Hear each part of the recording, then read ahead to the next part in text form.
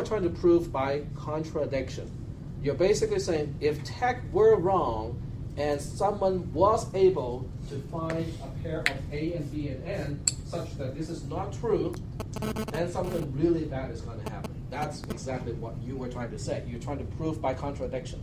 So we'll handle the proof by contradiction, after I illustrate why it is important to prove everything instead of saying it makes sense. I just have a good feeling that this has to be right. Okay, so this all has to go back to my graduate school days. Okay, back in the good old days, as they say. I was working on my dissertation, which relies on a particular theorem to be true. Okay, if the theorem is not true, then many of my work will be useless. Okay, because everything pivots on that particular statement. Okay, so I went to my advisor and I asked him, well, do we know that this is true? Do we know this statement, this mathematical statement, is going to be true? And he said, there's another master's thesis that has proved this to be true already. So I just kind of thought about it, go like, well, okay, maybe that's okay. But can I read that, thesis, so that at least I can confirm that it is true? So he pointed me to the master's thesis, so I could just, take a look and see whether the proof was right or not. All I could find was blah, blah, blah, blah, blah, blah, blah, blah, obviously, blah, blah, blah, blah. Okay? So the word obviously was used in place of a formal rigid proof of that statement. So I went back to my advisor and said, there's no solid proof. That was just a claim, and the use of the word obviously, which usually indicates problem. Okay. So but my advisor said, but it is really quite obvious that this has to be true. So in the back of my mind, I was just thinking, but it doesn't seem right to me. Okay, I have a gut feeling that it is not right. Now, you can say that, but that is not good enough to say that something is wrong. Just because you have a gut feeling that something is wrong doesn't mean that it's wrong. Just like when you have a gut feeling something is right doesn't mean it's right.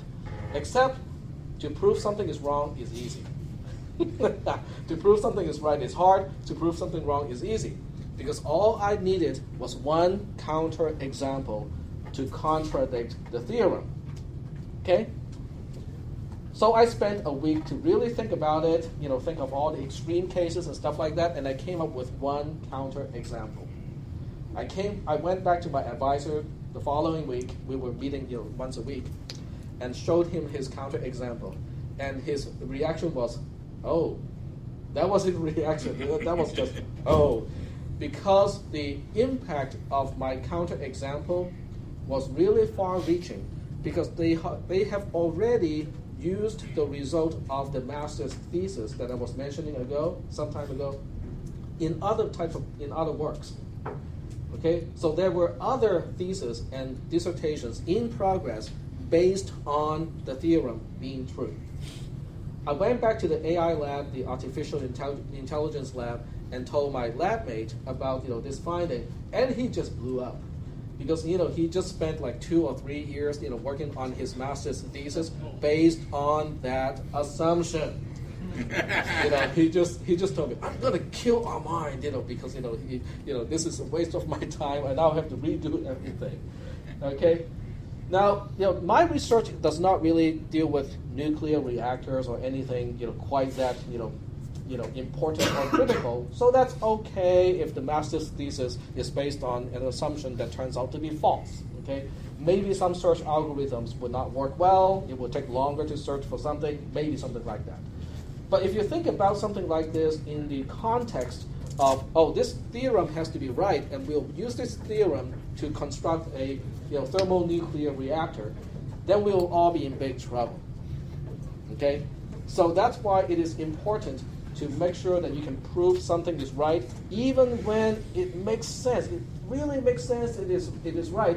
But going through the rigorous process of actually proving it, by mathematics, will not hurt. Okay.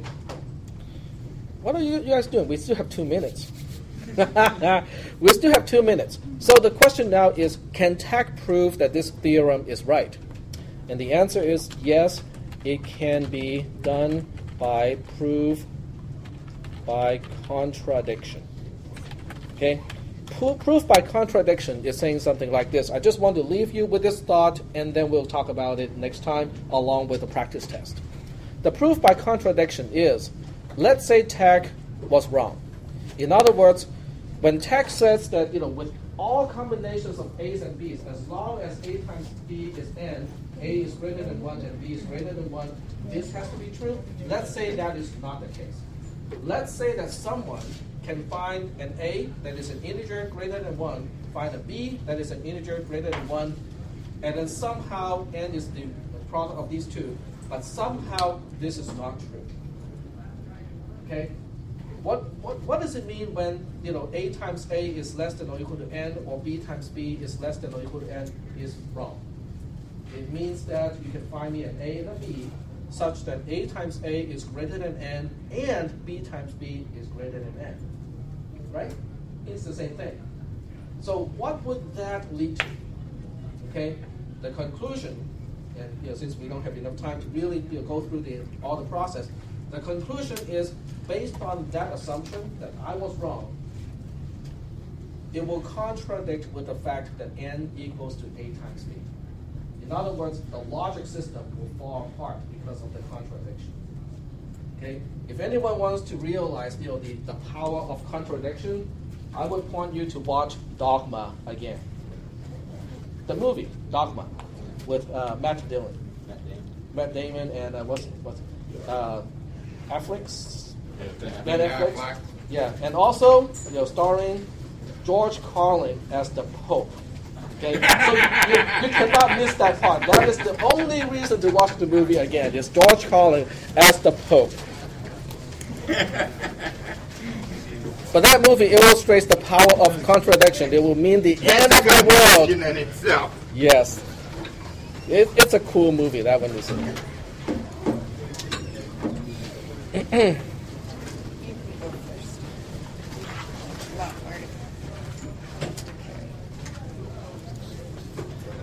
Oh, questions?